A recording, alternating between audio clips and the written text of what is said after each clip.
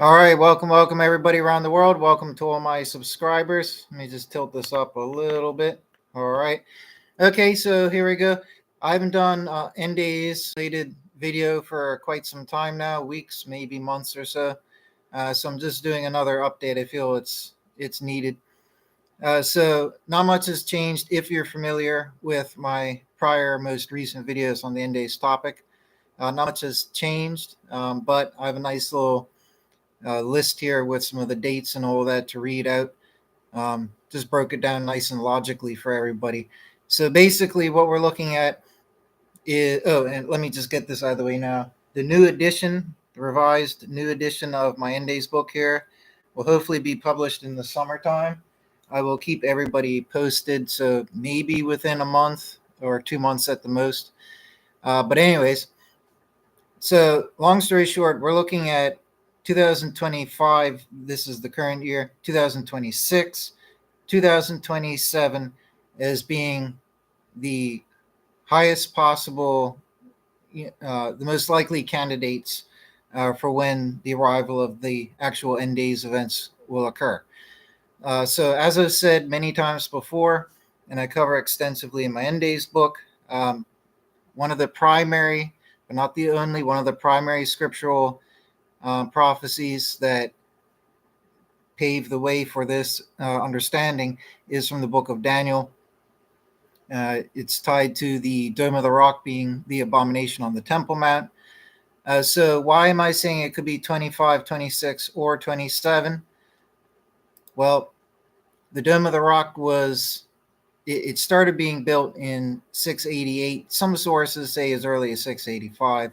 There's some historical record discrepancies, but generally scholars agree it's 688 it was started, and it was finished in either 691 or 692. This is what the scholars say pretty much across the board consistently. So the reason why, like I've said a million times, the reason why my book here, the one I published years ago, I put a 1 year period on there, which is from 2023 to 2024. The reason I went with that is because I didn't want to focus on a range of years. I didn't want people to think that I was trying to narrow down the last 3.5 years with the title. I didn't want to be misleading to people like that. And if we had the years 23, 24, 25, 26, 27 to be expecting this, I didn't want to tell people, oh, watch out for 25, 26, 27. I didn't want to draw attention to the latter years in that period if it did come in 23 or 24.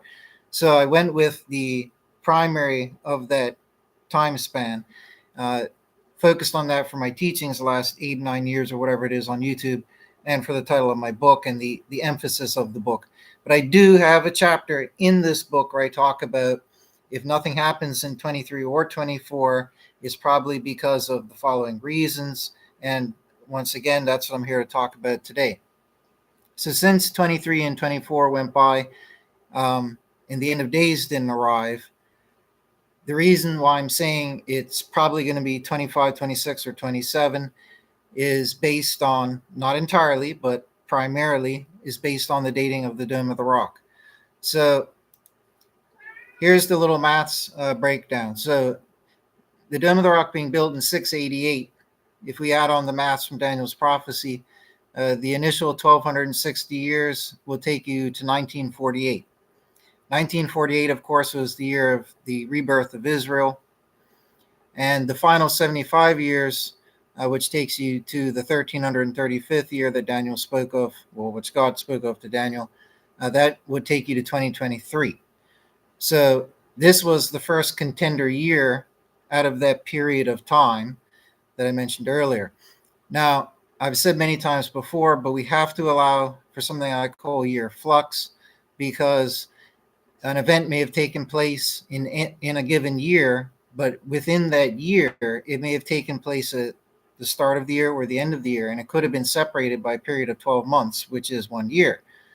So, we don't know if the starting event or point from where God is taking this measure, if it was in January 1st of a year or December 31st of that same year. So we have to logically allow for up to 12 months flux, 1 year flux, right? So If 688 points to 2023, allowing for a year of flux, like I just said, we should also be expecting, we should also consider, 2024. And that's when you're looking at 2023, you should also consider 2024 because of year flux, right? Likewise, in like fashion, if you're looking at 24, you should also consider 25 with year flux applied. And if you're looking at 25, then you should also consider 26. If you're looking at 26, you should also consider 27. Okay. So 688 points to 1948 and then to 2023. If we were to take it at 689, which means at that point there, the Dome of the Rock had already started being built. I don't know how quickly they built it in terms of what they built over the time span, but they finished in 691 or 692.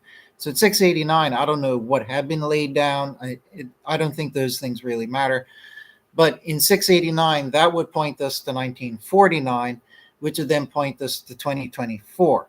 Okay. Now, if we're taking the year 690, that would lead us to 1950, which at this point is 2 years after the rebirth of Israel. And this would point us to the year 2025, our current year. And then finally, 691, if we're taking the completion of the Dome of the Rock, I mean, like I've said for years, you're either going to take it at start or the finish. It could be taken anywhere in between as well, but two logical, most plausible points would be the start or the finish, right? Now that the start year has been ruled out, we should look for any of the years up until the finish, but also the finish might be the most likely one. But we need to be wise to consider the few years leading up to that final year because you don't want to be caught by surprise, especially if you're so close to the truth. You know what I mean? And realizing when it might happen, which is a pretty important and spectacular thing. So I don't know if it's going to, well, I mean, who does? Only God knows. But I don't know if it's going to happen this year, next year, or in 2027. I don't know. We need to be on high alert, be ready, be rapture ready, as some say. Um, During this period of 2 or 3 years, we need to be really, really ready. There's a lot of people out there who are scoffing at, not me in particular, some do, but just in general, people scoff at the idea. I've seen so many times lately, people are marking or just openly verbally saying that, oh, this is the same story every year. Christians come out and say the rapture is this year or it's within 2 years. I have seen that countless times in the last month or few months. Countless times. I mean, even just last night, I was reading that in like 3 or 4 different places, people saying it. Um, I don't, that type of attitude doesn't, bring me back. It doesn't make me pessimistic. I've gotten used to it when I was a lot younger or whatever, many years ago, let's put it that way. My studies started when I was 18, when I started studying and analyzing the Bible for proofs of when the end days might occur. It took me 15 years to crack the prophecy of Daniel alone. But besides, that's what I, just clarifying why I said when I was younger, because that statement is true. But when I was younger and for the last bunch of years, um, I've just gotten used to people doubting and scoffing. So I'm kind of used to it. But other people, maybe people who are new to what I've been teaching here in relation to the end days, you might get put off or have negative effects because of people being pessimistic. But don't let it bother you, right? I've absorbed enough where it just doesn't phase me anymore.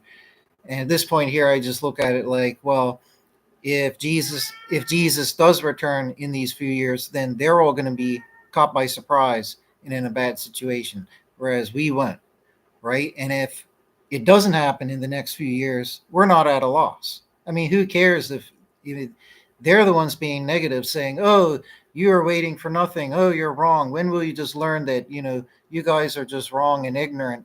And always thinking, hoping that it comes, and you get worse off people saying, "Oh, it'll never happen." Right? At the end of the day, it's either going to happen or it's not. We need to be ready in case it does happen. And if it doesn't happen, then, oh well, we take it as it comes. Okay? But we have more than enough reason to believe that it will be this year, next year, or the year after. Let me let the cat out before it drives me nuts.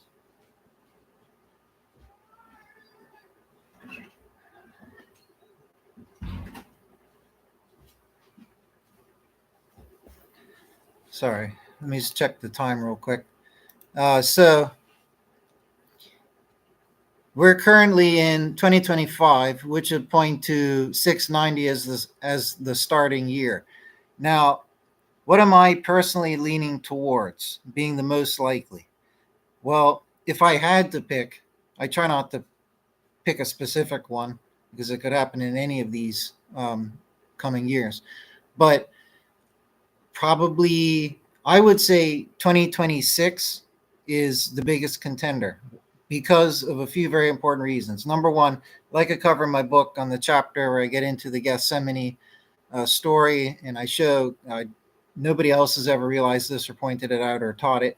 But thanks to God, I made a great discovery. And in the Gethsemane story and connected to Psalms 90, we learn that Jesus will return on the third watch after two watches. I even quiz the AI software, and I use it says on the page that it's the best AI, judged as the best AI software that's free, right?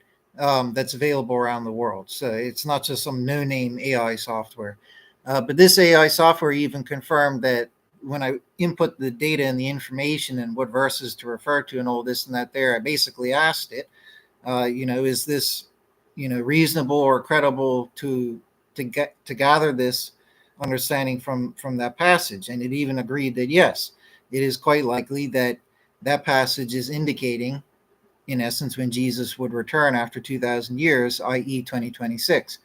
So, Jesus having died in the year 26 AD, as confirmed by Daniel 9, but since he died in 26 AD, if we're looking at the Gethsemane parable as a pillar of evidence, that one pillar alone shows that, and there are verses that explicitly say this too, that Jesus will be coming after two watches.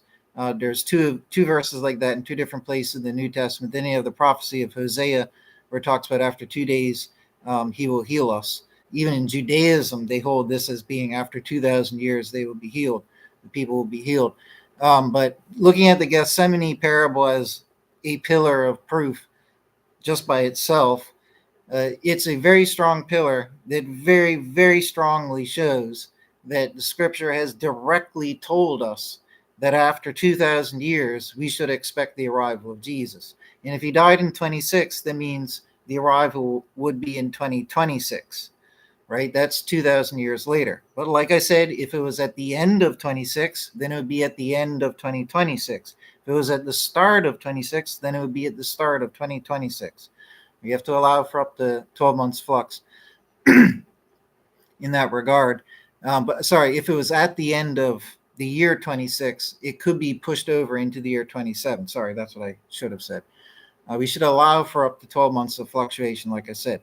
So uh, I'm leaning towards that 2026 is probably the most likely contender of the bunch that we have here. It's either going to be 25, 26, or 27, right?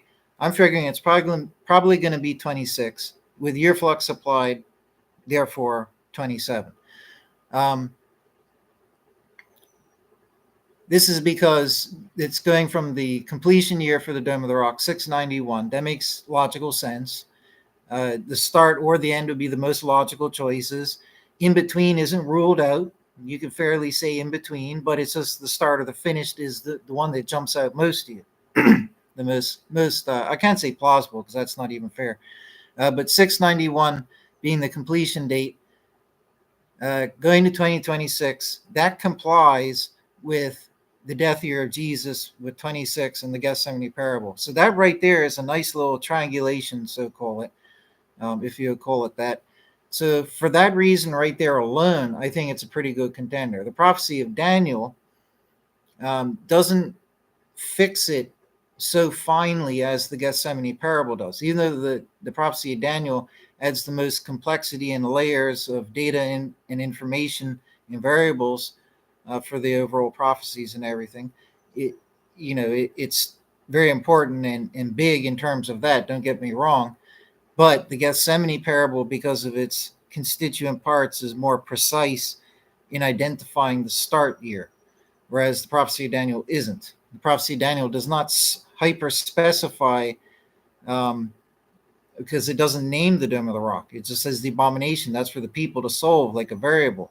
What has been solved, it is the Dome of the Rock. So are you going to take it from the start, the middle, or the finish? Right? Back to that question. So I think it's going to be 26. Now, the only problem with it being 26 is that would correspond to 1951.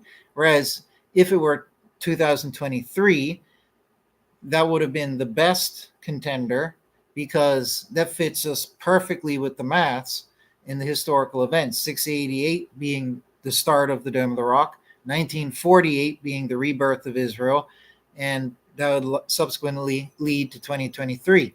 Whereas in the latter case, 2026, we have the year 2026 being concreted in itself by the year 26 in the Gethsemane parable. So that part is unique here and important. Whereas 2023 was only verified by the maths going from 688. 2026 can be verified as a year from other sources, preliminary sources like the Gethsemane parable, right? So that's important to note for 2026. The only problem, like I said, is 1951. Well, that's 3 years after the rebirth of Israel. Okay, so looking into the history of what took place in Israel, key important things, and doing some research on that, I'll read the following few paragraphs because it gives us a little light into what was taking place in history then, these important things. Number one, the land of Israel, the nation of Israel, was reborn in 1948. That would have been logically the best contender out of this bunch. But even according to the Bible, especially more specifically, even according to the Tanakh itself, God says that and I'm not quoting him, but along the lines of, for a nation, even Israel, to be a nation, it has to have judges like Sanhedrin, it has to have like a court where you can judge people, and it has, the people who judge over them, the Sanhedrin or whatever, and it has to have a king or a ruler, right? Without these, then it's not a nation, right? So for it to be considered as a nation, it has to have a ruler and the court system, so that crime can be judged. Now, even though Israel as a nation was reborn in 1948, it did not get a leader until the next year. That's important, okay, for the reason I just said. And the judicial system was established in 1948. Sorry, I thought that was 1949, but it's 1948. But according to uh, that approach, which I think is only fair to go with, we would have to, even though it was reborn and the courts were established in 1948, it was in 1949 when the leader of the land was appointed. So it's fair to say in that light that, okay, fine, it makes sense that it wasn't 688, which went to 1948, which went to 2023, because we had to wait for 1949 for that leader to be elected, right? So that puts us on the line of 689 to 1949 to 2024. And with year flux applied, that would take into consideration 2025. So on that notion, it could be this year. Do I feel like it's going to be this year? Who cares what I think or feel, right? But on that notion, it could be this year. And I would like to say that, yeah, it could happen this year. It very well could happen, right? We can't forget that in 2023, the attack on Israel started, and the nation, and over the course of 24, and the nations that started it and came together with it and have been grouping against Israel during this duration are the very nations Ezekiel names in his famous end of days timing prophecy. And he said that only after Israel is reborn and the people are living in the land, in the mountains and the hills again at peace, would Gog Magog gather together these different nations whom are named in that text, and they will go and gather around Israel and attack it. Well, this took place in 23 and over 24. It's undeniable, right? And people might say, well, they've always been fighting, there's always wars. No, you have to understand that, and as I've said before, Israel fell to the Romans in 66 to 70 AD. Nobody had any clue that it would be reborn again at any point. Even a couple hundred years ago, nobody had any clue that it would be reborn again. It was almost a miracle. Some noteworthy individuals, I can't remember who they were off the top of my head, famous people, remarked that it was miraculous that Israel was reborn. Nobody was expecting. Even the Jewish people weren't expecting it. They would like it and they hoped for it, but nobody in the world expected it to happen. But it did happen, right? And Ezekiel wrote his book hundreds of years before the year zero. Well, you know what I mean? Hundreds of years BC. If it was Ezekiel himself who wrote it, that would have been in 500 or 600 and something BC. If Ezekiel himself didn't write it, and what we have now was penned by a later person, whatever, then it's still going to be hundreds of years BC. So nobody back then had any clue what nations would even exist on the planet thousands of years from then. And nobody back then knew. I mean, when Rome was ruling, everybody probably figured, oh, Rome would last forever. But then Rome fell. Some people may have hoped that Rome would be rebuilt, but it never got rebuilt again, right? And in that same notion, that was about 2,000 years ago as well. In that same notion, once Israel fell, who was out there thinking that it was going to be reborn? But in 1948, it was. So that's a penultimate thing. That's not something minor you can sweep under the rug.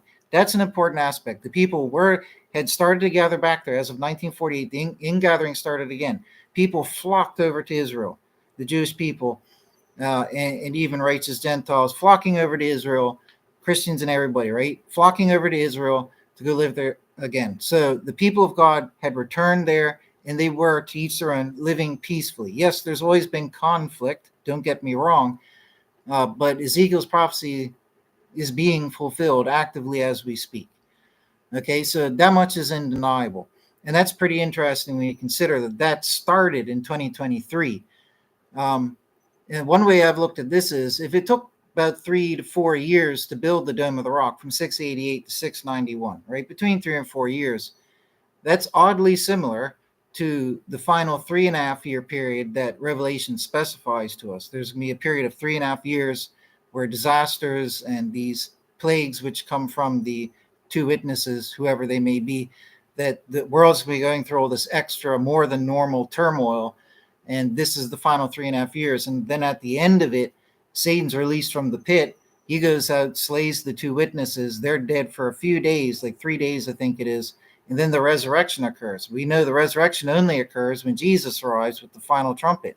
So only when the final trumpet blares, Jesus arrives, the resurrection occurs as he arrives. Those who are alive will be translated, and at whatever point precisely we are judged in some way, but then we're told that we're taken up and we get to go off to the new earth in the heavens. So that's the order of events. Now, according to Ezekiel, like I said, he specifies that Gog Magog will gather these nations together and they will attack Israel. Zechariah has a prophecy which is talking about the same thing that Ezekiel is, the same moment in time. And what Ezekiel or Zechariah, whichever one of the two, specifies that it's at this battle.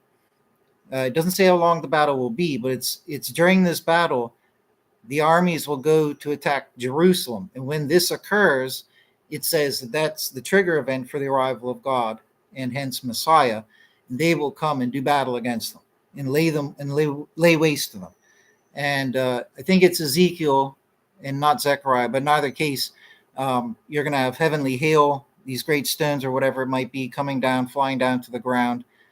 So, that lines up with what Revelation says about the end days and all of that. So my point in me saying all that ramble was that these things started in 2023. And ironically, from 23 to 27 is what, 3 or 4 years, right?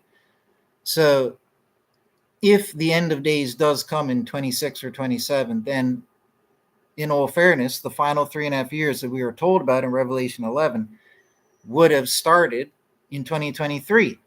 Now, if we look at 2023, what was the most key event that took place then in a biblical light? Oh, yeah, that's right. The attack on Israel, like I just said, right? And if you look back at the Dome of the Rock, it took 3 or 4 years to be built, started in 688.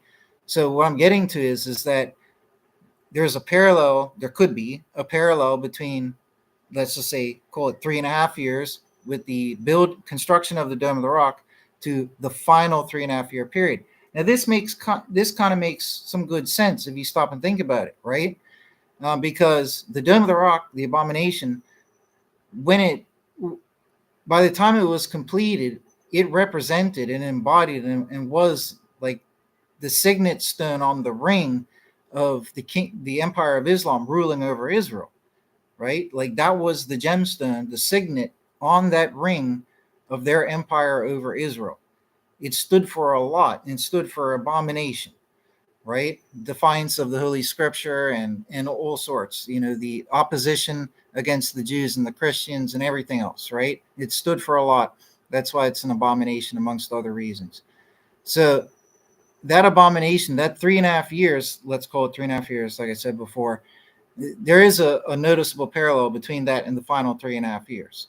And you would notice likewise in like fashion, the parallel, if you examine the parallel just a little bit deeper, you could see that, well, when the Dome of the Rock was finished, when the 3.5 years of the Dome of the Rock construction was finished, what did we have? We had the full-blown abomination, the ruining of Israel in the sense that they had been taken over by this empire, the final beast kingdom.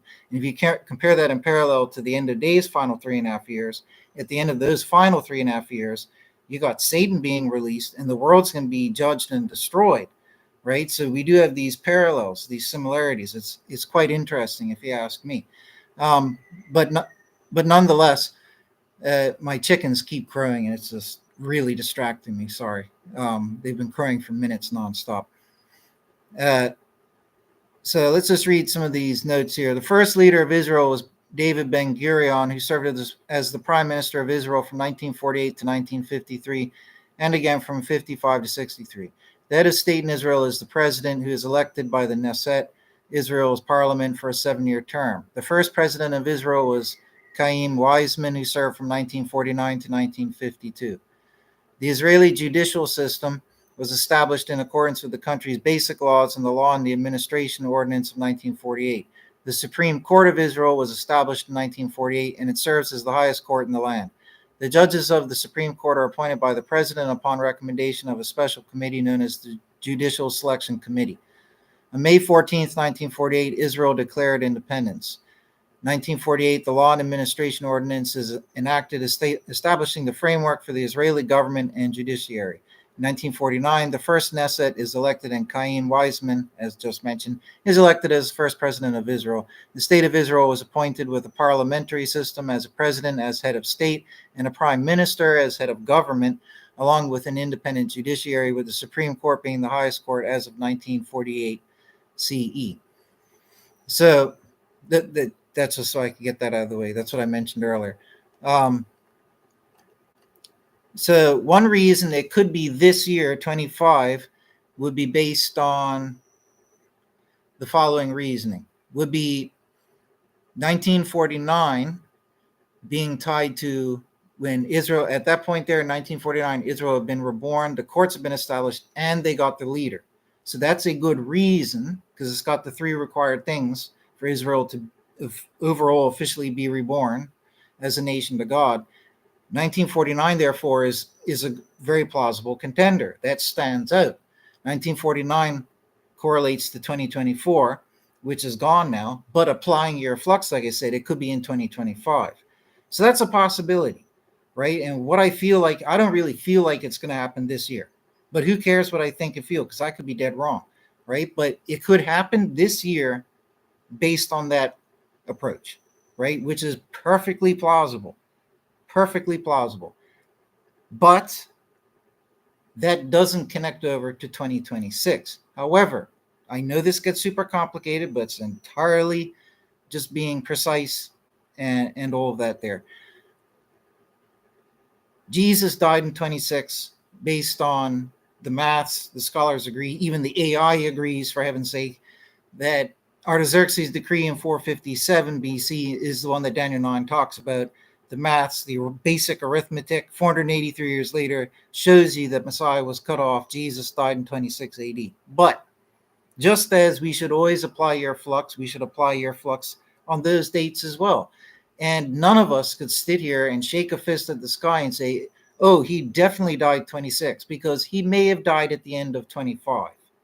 Right? Year flux doesn't just work in one direction, it works in both directions, right? So in all technical fairness, it may have been that Jesus died in 25. And the only reason I'm mentioning this overly complex, deeper layer is because if the end of days did end up coming in 2025, people would definitely be, and I would be looking at me like, well, hey, I've been saying blah, blah, blah, even what I just said, and I still wasn't ready.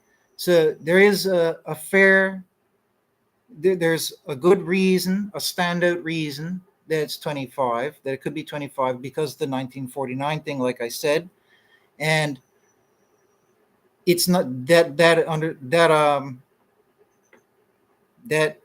I can't think of the right word for it, but that that one is that I don't want to call it a theory, but that approach isn't disproven because like I was saying earlier, the 2026 contender has a lot of beef to it, has a lot of substance to it, and a lot of proof, right? The Gethsemane parable and all that, and the death of Jesus in 26. But that's why I wanted to mention that uber technical note, because technically that all that maths and the prophecy and everything still applies, but you're sliding it forward to the prior year bracket because of year flux, right? So if Jesus died in 25 and not calendar 26, in calendar year 25 AD and not calendar year 26 AD, then 2026, that theory, that approach isn't disproven at all or disregarded at all. The 26 becomes 25, if you see what I mean, right? So it's still kosher. So the 1949 one is a contender. Like, it could happen this year, okay? And that's taking it from 689. So what if the Dome of the Rock, they'd started building it months or up to a year before then? That doesn't change anything, right? That's not a big enough concern to detract away from this. 1949 to 2024, encompassing 2025, is a good contender. It could happen this year, right? So next, right? What's the next best contender? Because remember, we got 4 of these contender lines here, right? Like I said, from 688, from 689, from 690, and 691. It's going to be one of these 4, right? The 688 line's already gone, so we can strike that one off the list. So it's either going to be 689, 690, or 691, right? The world events are confirming that we're in these final days. So we have extra reason to believe that, yes, we should really be focusing on these imminent years right now. And it's not a time far off or something imaginary that will never happen, because the events are taking place. Just drilling that home again for everybody, right? So out of these 3 contenders, 689, 690, and 691, that's what I'm looking at now. Just clarifying for everybody again. 689 is the 1949 contender, right? That's one I just went through. So how about 690 to 1950 to 2025? Well, that one there is fine and dandy, but the only problem is there's no jump out information. Like 1949 had jump out information because that's when the leader of Israel was elected, right? That's important. 1950, what important things occurred specifically in 1950? Well, nothing as important, apologies if I'm wrong, but nothing as important as the rebirth of the nation itself, which was 48. Nothing as important as the leader, the president, the ruler of Israel being appointed in 1949. That's pretty important. And the courts being appointed, which was in 1948. Those are really critical things, right? Anything else out there might be inferior to those 3 things, right? So 49, very good contender, but I don't think 1950 to 2025 is up there at that level, right? So I think it's less likely than the current year candidate. So, however, the 691 to 1951 to 2026 is also a very good contender. I'm not going to pick straws and say, is it a better contender than 1949, or, they're both good contenders, right? Out of the 3 options, those are the 2 most plausible, right? So with this line from 691, obviously 691 is the completion year for the Dome of the Rock. That makes sense. That jumps out. 1951.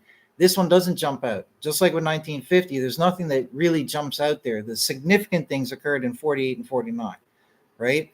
And then, however, the resultant year, 2026, is highly significant because that's 2,000 years, 2 watches after Jesus died. And that fits with the Gethsemane parable and all of that, like I said. So for these reasons, the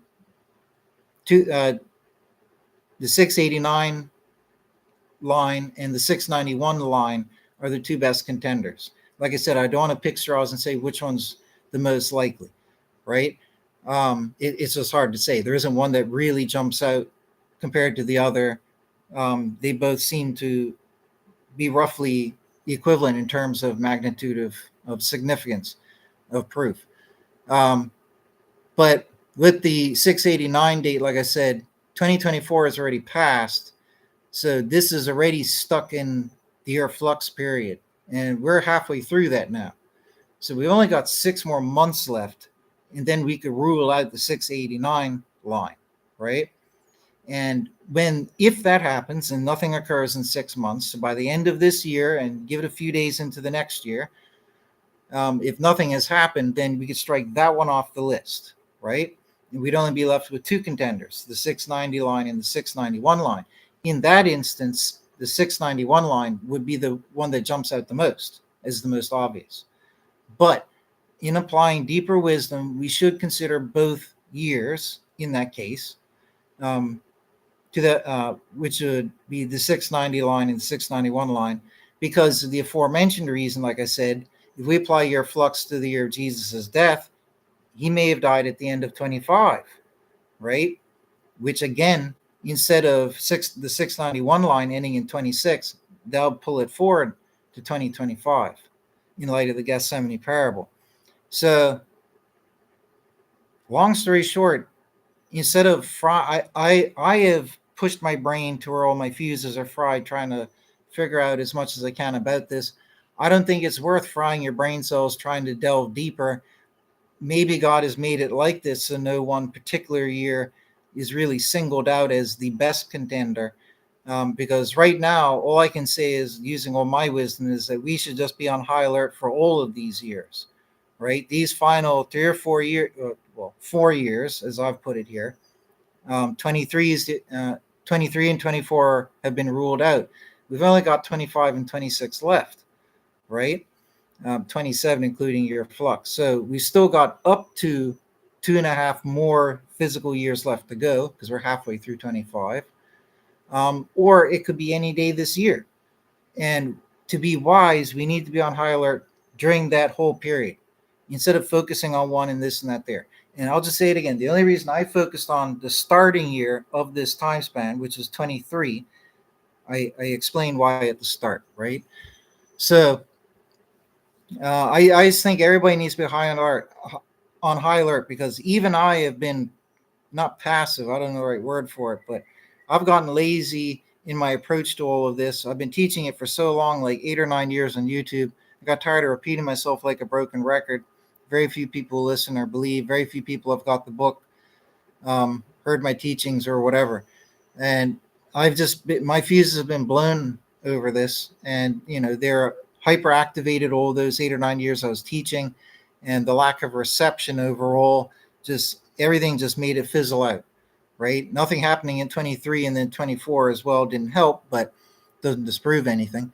So I've gotten a little bit lazy, you could say, in my approach to this, but I need to smarten up, because, and thank God I'm reforming the last bits that I need to reform out of myself, because I keep telling myself in the back of my mind, don't be lazy.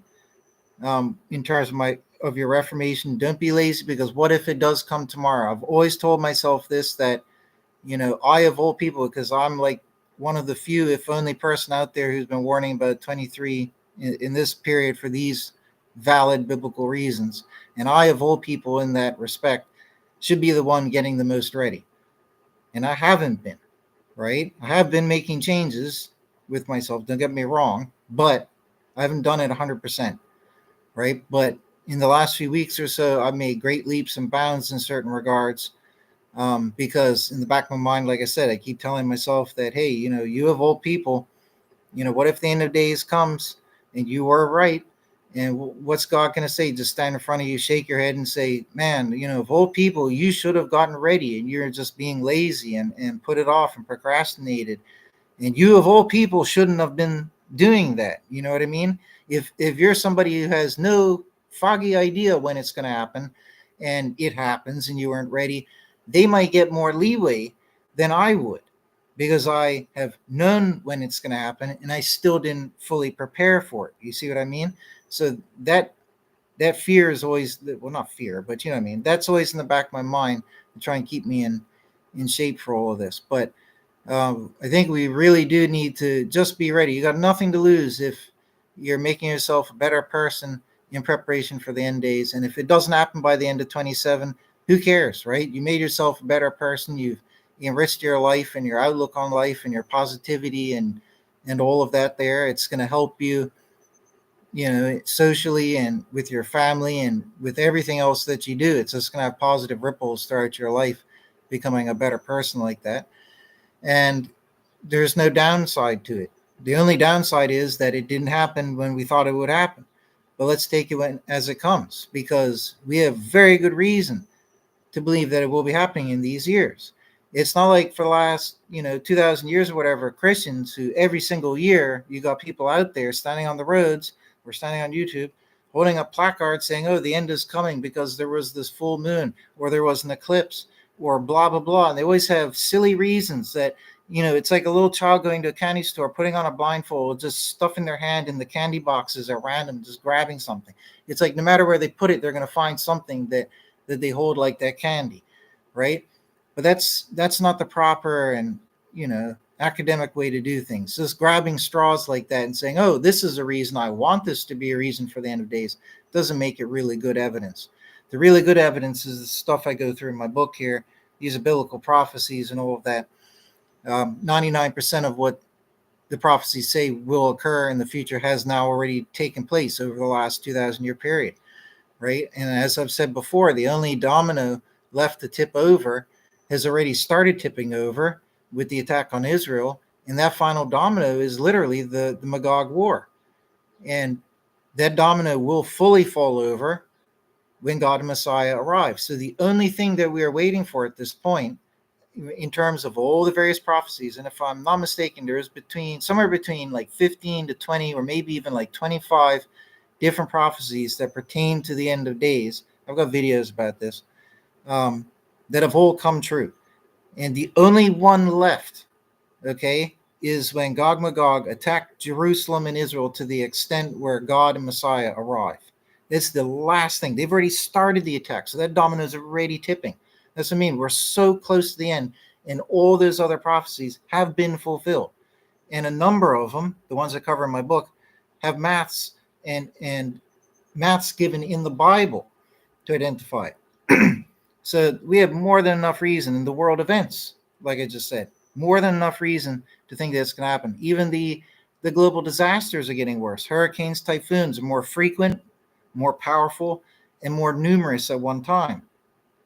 I live in a place where we're hit by storms like that.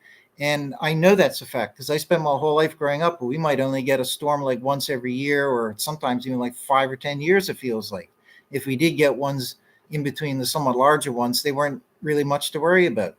But, as of around 2023 or whatever, or maybe even going back to 2020, but in these last chunk of very brief years, hurricanes, typhoons, instead of getting one hurricane, one typhoon, Pacific and Atlantic are different, but nonetheless, just generalizing it, instead of getting like one storm that hits a country per year, you're now getting like 3, 4, 5 storms forming at once, and then like um like a stream. They just go like one after the others, going across the ocean, whichever one it might be, Atlantic or Pacific.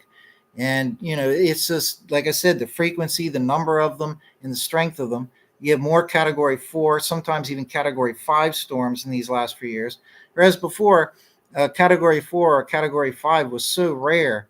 I mean, I'm not the geologist or whatever you call it, not geologist, meteorologist.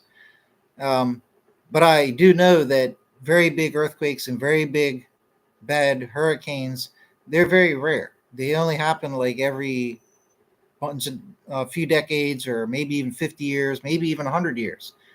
But getting a category, like in my lifetime, the only category 4 storm that I think we only got 2 category 4 storms in my entire life up until like my 20s, maybe even 30s. Yeah, up into my 30s. So for 30 years, We only had two Category 4 storms. Category 5s are the very rare ones. That's super powerful. And in the last, 5 or 10 years or whatever, the storms have increased to where you get now maybe 4 or 5, maybe even 6 Category 4s forming. It depends where they randomly go off to. Not necessarily every single one of those Category 4s hits a country and does damage and all of that. Some of them fizzle out, some of them just tip away. Um, but it's the fact that you have like Category 4, 4, 4, 4, 4, like in a lineup coming out, like big changes like this. I don't know enough about tornadoes to accurately say if tornadoes have gotten more numerous, bigger, or worse, whatever, right? I don't know enough about tornadoes. But those storms, it just, everybody knows about the climate change talk and how the world's getting worse in other ways. But I think the most striking thing are storms, because when you get hit by a storm like that, they'll really shake you up. And I've never gone through a tornado, but I know tornadoes change lives, right? So it's one thing to say, oh, the global temperature is raising by a few degrees. Oh, that's so bad for the earth. But when you have a blinking tornado ripping your house apart, or a hurricane or a typhoon, flooding your country and destroying everything, with micro tornadoes, which is what occurs in hurricanes and typhoons. Micro tornadoes come and they rip things apart too. When you face that, that's like facing God, like the fury and the wrath of God. You can almost feel it in the air. It feels like God is angry, right? That's different than just sensing global temperature rising, or people telling you that some of the glaciers are melting. You know what I mean? That doesn't slap you across the face like a storm does. The storm is in your face evidence that things have definitely gotten worse in terms of, uh, like geological, whatever the right word would be, like environmental, disasters. We also have the Euphrates River drying up. I don't think that's a fulfillment of Revelation, but it's, I don't know there. I don't know if there's a word for it. It's not akin. It's not parallel. Related, for lack of a better term. It might be like a premonition or a sign of things to come. I just don't have a right word for it, but it's drying up for artificial reasons right now, not natural reasons or miraculous reasons, but mundane and artificial reasons. So, God's not going to take a cornerstone like that and work from that. He's going to take it from either it's an outright miracle or it's nature. And God has orchestrated the orchestra of nature, right? So, in my opinion, the Euphrates drying up is an indicator, an indication, like a nod, a wink towards what Revelation says would occur. But I don't think it is the outright fulfillment of it. But it's worth mentioning that even the Nile is drying up a bit to a degree. I researched that the other day, but it hasn't fully dried up with all of its streams like a Bible prophecy said would occur. Um, but we do have the Euphrates drying up. If I'm not mistaken, there, I don't know if it's in the Bible, but it might have been in extra biblical Jewish texts talking about like when the Sea of Galilee dries up. That's a sign. Um, that's been happening as well. I'm pretty sure it was the Sea of Galilee. So we have these environmental indicators around the world, not to mention the terrible disease that broke out. I don't want to name it. That was pretty life changing for a lot of people on the planet. Put people through some really bad stuff. And, epidemics like that only happen every 50 or 100 years. Big, severe one like that. So life changing and life impacting for everybody, with millions of people dying from it. Like you had that with the yellow plague, or I think it was called the yellow fever back in the early 1900s. Um, so you can't forget that as well. And if you're looking at crime and just darkness and evil in the world, and that's on a severe rise because of technology, there's so much use of technology in the performance of evil acts that it's beyond despicable. It's just no other word for it than evil. And the other shameful thing is not just that that's happening, but that the courts of various countries in the world don't uphold true justice against criminals. There should be eye for an eye punishments for things, just like the Bible says. We need to have eye for an eye to deter crime. But we're at the end of the road now, and it's too late.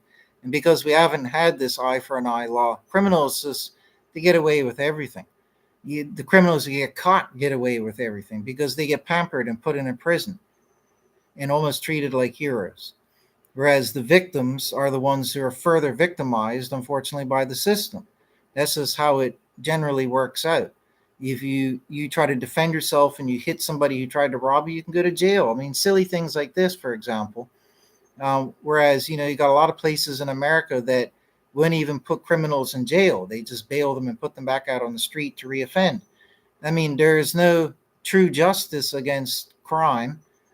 A lot of crime never gets targeted or punished, and the punishments for crimes don't match the crimes. You got people doing despicable, terrible, disgusting, evil acts, and if they get caught, they get put in a prison and pampered. Right? If we had eye for an eye punishments, if somebody did something terrible to a creature, to a person, then if they receive a back eye for an eye, we would not be seeing all this stuff taking place like it is now. We have all these alternative currencies out there fueling these dark trades and all sorts of terrible, unspeakable things as well. This is technology being used for evil. And we didn't have all this 50 years ago or 100 years ago. There wasn't internet and all these other currency systems and video cameras and all these other things and other forms of technology that have been used to cause so much suffering upon innocent victims. And all of this has risen dramatically in these last few decades. So Earth as a planet with civilizations on it has gotten darker and darker. I'm not going to say darker than ever before in human history, but I mean, because peoples did terrible things back in the day. Was the Aztecs or the Mayas doing regular human sacrifice on a regular basis, like terrible, unspeakable atrocities. But those same atrocities are being done on a regular basis today. But what makes it worse is that things like that are being filmed and sold on dark markets and this and that there, and so many terrible things. So the the most depraved acts did happen way back in time, true, but they're also happening now, but to a worse degree because of the involvement of technology and in so many other ways that people are being exploited. And it just sickens me and turns my stomach that, in this modern day, even around the world, in most places, the criminals are pampered and the victims are punished. And that's how it usually turns out to be. You got a lot of little people who haven't done really anything that bad, and they get thrown in jail alongside all these violent, dangerous criminals, right? And you get a lot of dangerous criminals. They do something terrible or lots of terrible things, and they're always back out on the street, and they're always reoffending, right?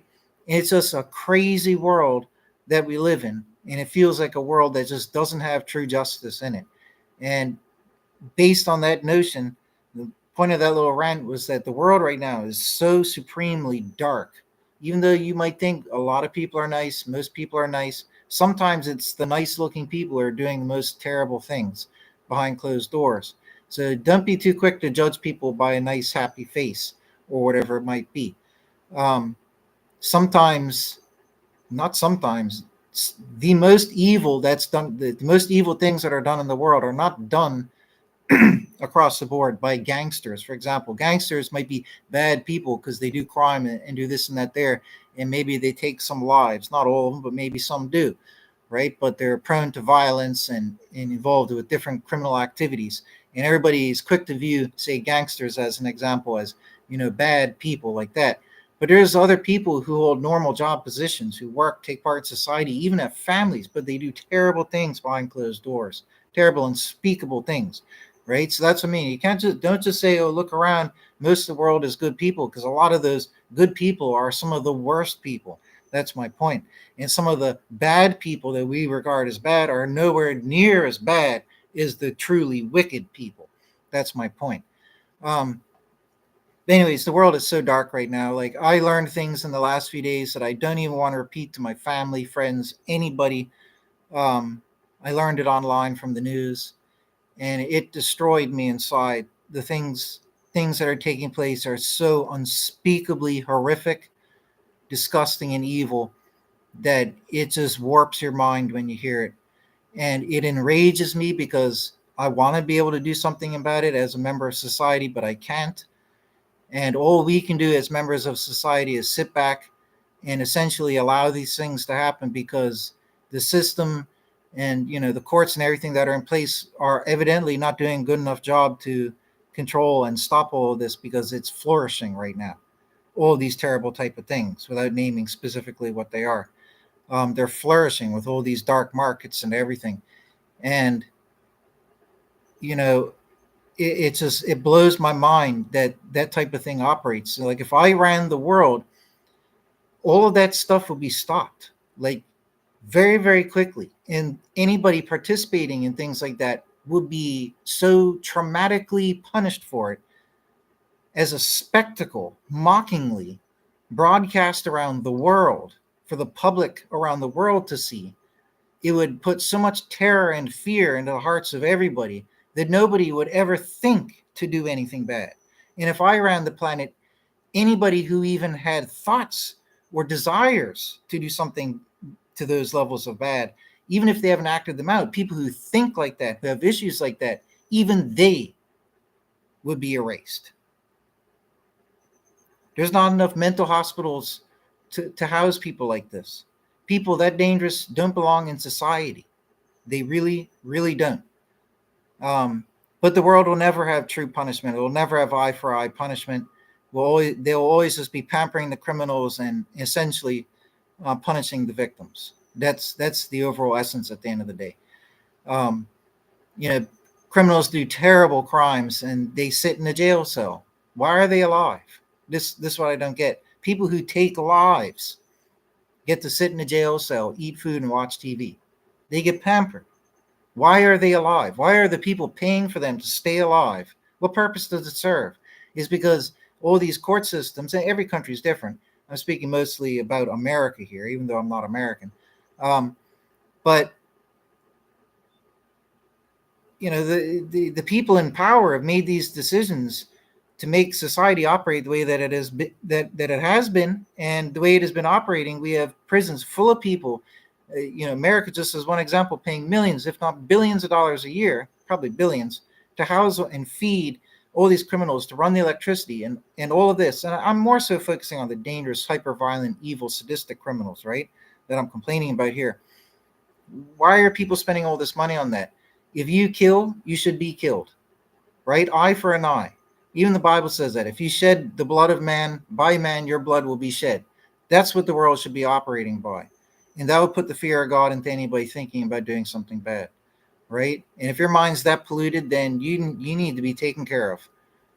That's what needs to happen to make this world a better place, right? But it will never happen because society and the people in power around the world have made it the way it is now, and it's not going to be changed, especially not by little nobodies. It would take the whole society, the whole governments and everything to rewrite everything, right?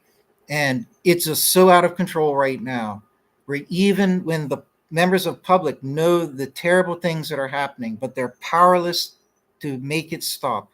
They can't do anything themselves. And we're just forced to sit back and just be aware that such unspeakable atrocities take place on a daily basis, things that would ruin people's lives just hearing about what takes place. Your life will be ruined and you'll never feel the same as I was in the last few days learning the terrible things that I did. Um, it just boggles my mind that we, the public, who make up society, are forced to just sit back and have to tolerate this with all the wicked people getting away with all their wicked. And there's not enough effort being put in to stop the wickedness. And I think because of this, and because technology is a part in this and making it all much more prevalent and worse and accessible to everybody, I think that's why the world is in such a level of darkness that it requires the coming of God. But anyways, I'm going to end on that note. God bless you all, and everybody take care.